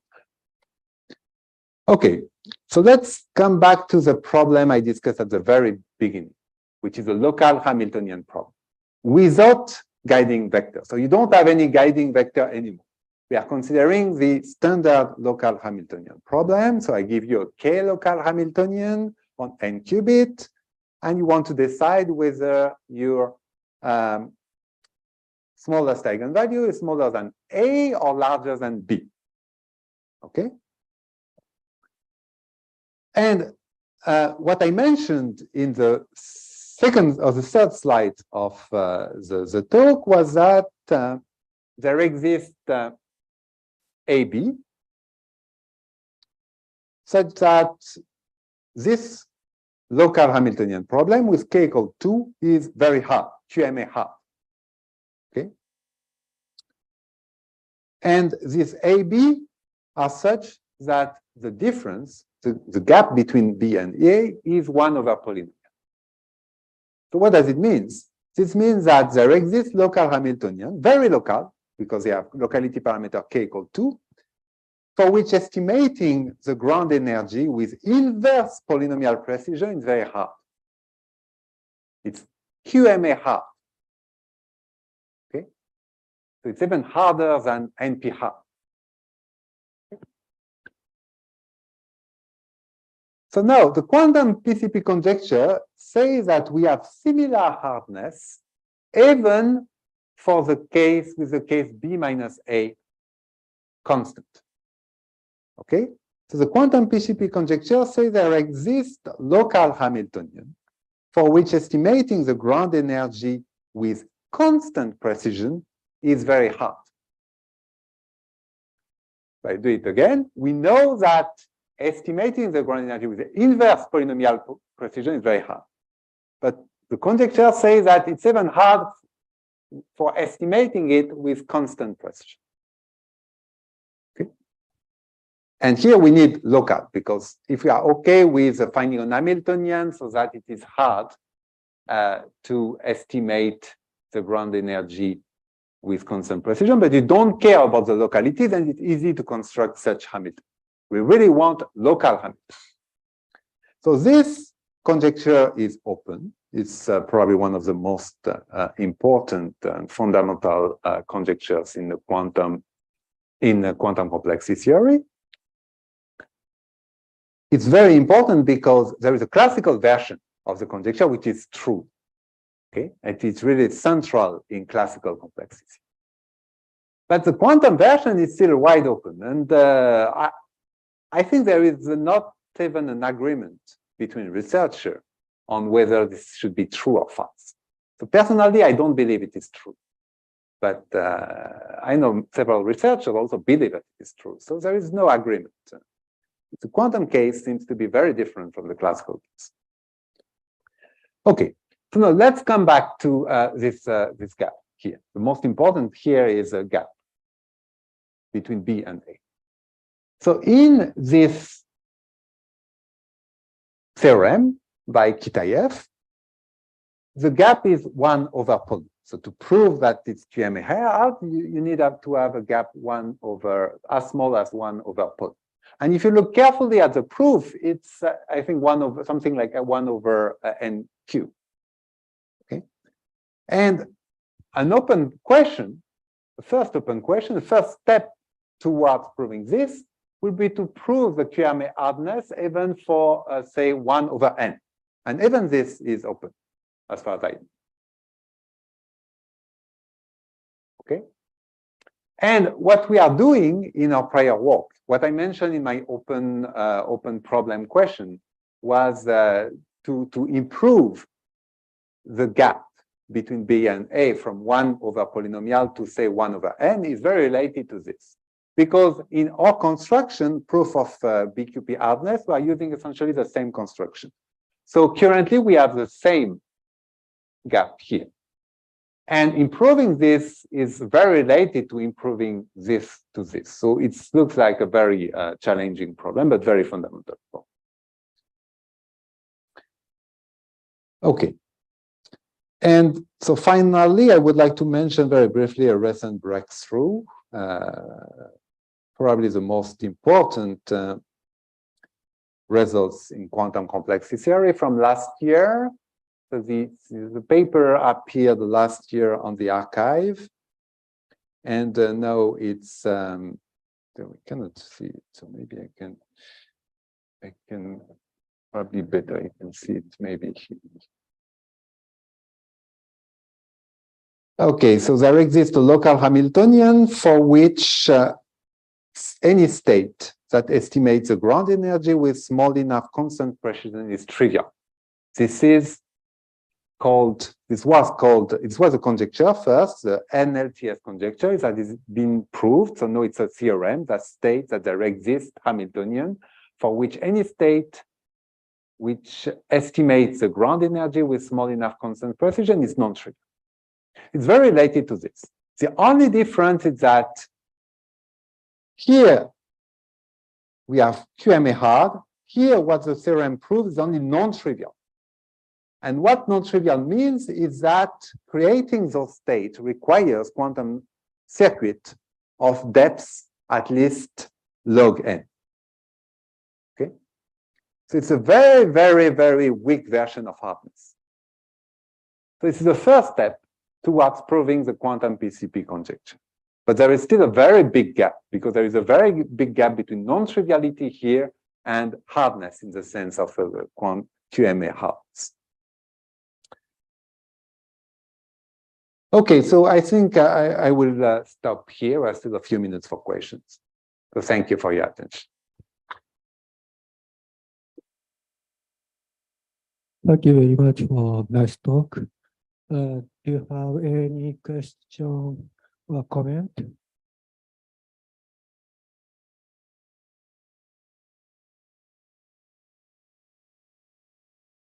So I have one question. So Yes. you consider a minimum, maximum, minimum energy value problem of Hamiltonian. But if you add some constant, so for example, you have a Hamiltonian H, but you can consider another Hamiltonian H plus alpha identity. So you cannot distinguish that kind of two Hamiltonian, I think. So in that case, we have a different minimum eigenvalue. So how to avoid that problem? Can you understand? I'm not sure I understand exactly. So if it's only a translation of about the eigenvalue, you can essentially translate all the results I mentioned in the talk. So if you simply add another term, and the term is say a constant term. Yes, constant term. Yes. So if you add a constant term, you cannot distinguish.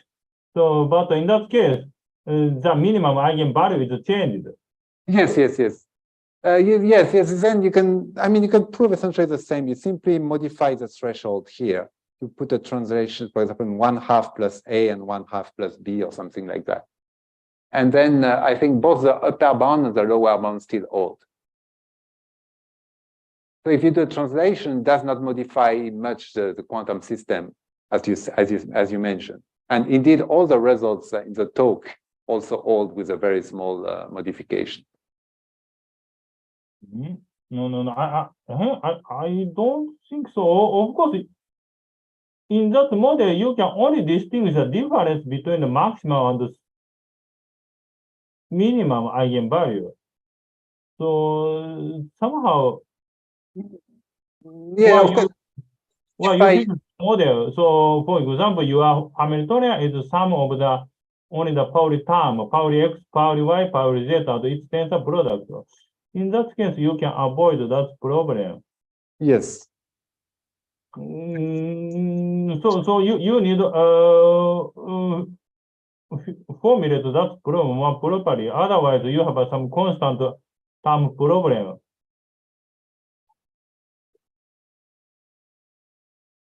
Yes, I agree. So if you have a constant, you have to two ways. You can either put the constant as another term in your local Hamiltonian, or you can modify your A and B, or you can slightly modify the problem. But all the three ways will give you an equivalent problem, I think. Equivalent. I'm equivalent from the point of view of computational complexity. Because we are only translating the eigenvalue. Of course, B minus A is okay. Sound okay? Yes, but I have another question. So initially you divided two parts. One part is some classical part and another part is essentially phase estimation. Yes. That kind of classification is very common. Already existence paper discussed that classification. Yes. So you're talking about quantum chemistry? Yes. In the case of quantum chemistry, you mentioned that the problem can be divided into two parts. One is Another part is essentially phase estimation. So that kind of division is very common, even for that's previous work, or previous work we discuss different methods. Yes, it's a fairly common. So there is one thing, another kind of approach is to use not a classical algorithm here, but a quantum algorithm. Around here. Okay. Variational quantum algorithms or so on to create some quantum state which is close to the ground state and then move to step 2. So it's not everything is contained in this framework. There are other approaches, but this framework really represents the approach to solve problems in quantum chemistry based on phase estimation. And when the first part is classical. And it's really one of the main approach as far as I understand. And also I have another question. You mentioned that the problem essentially phase estimation, but in your talk, I could not find the phase estimation problem. Yes, because I'm interested in this talk as proving lower bounds, the hardness. Oh, hardness. Okay. So that's why, of course, if I want to discuss how to implement this, what is the complexity of implementing, solving this problem, then I will have to talk about quantum phase estimation and so on. Okay, I understand. Kato-san, please. So about perturbation part, Yes. what is the precise requirement for the Wait. perturbation? If you person in venue, workshop venue, have a question, please introduce yourself. Otherwise, I could not find who are asking. Oh, I'm sorry. So I'm Kotaro Kato from Nagoya University. So the question is about the perturbation. I'm wondering if you have to preserve every spectrum of Hamiltonian from lowest to highest, or you just care about some certain spectrum only around the gap? Or... Yes, so we are essentially we care, at least in this version of problem, only about the gap at the very lowest part, the smallest eigenvalue and the second smallest eigenvalue. So we are only okay with that. Okay, and also you have to preserve the gap throughout the perturbation. Is that the point? Yes, you have to I mean, you can modify it a little bit, but not too much. Is it kind of quantitative thing or a qualitative thing? I mean, if it's related to phase transition, etc., or it's really, I think it's quantitative. So it's really such kind of thing. You don't want to have an exponentially large perturbation. Mm-hmm. As long as you have a 1 over poly transformation of the eigenvalues when you make when we apply the perturbation, that it's okay. So we don't really need a very, very strict preservation here. We simply want to prevent exponential or very blow up in the gap or something like that. But even though two states are in the same phase in quantum sense, physics sense, but still the real complexity could be pretty different. Yes. Thank you. Yeah.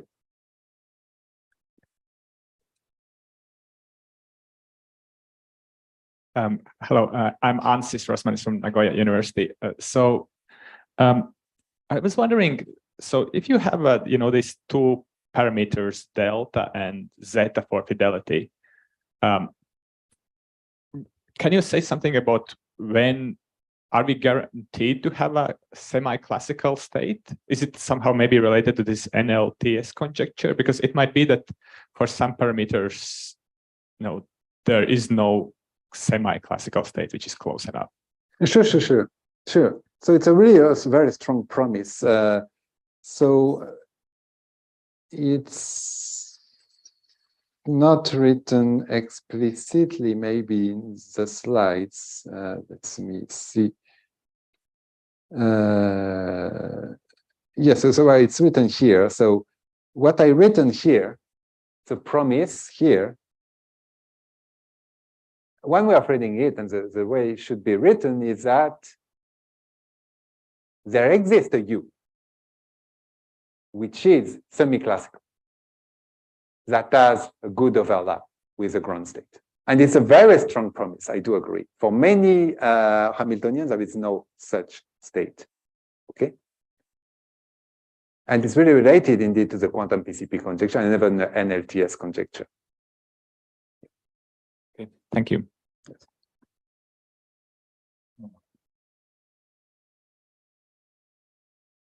Any question?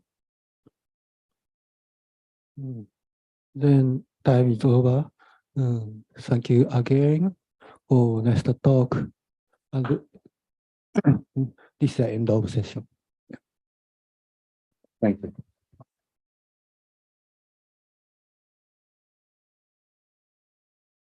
Ayasan, do you have